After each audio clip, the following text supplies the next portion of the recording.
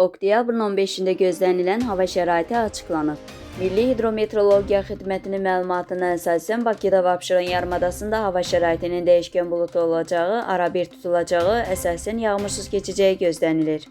Lakin axşam bəzi yerlərdə yağış yağacağı ehtimalı var. Cənub-şərq küləyi axşam şimal-şərq küləyi ilə əvəz olunacaq.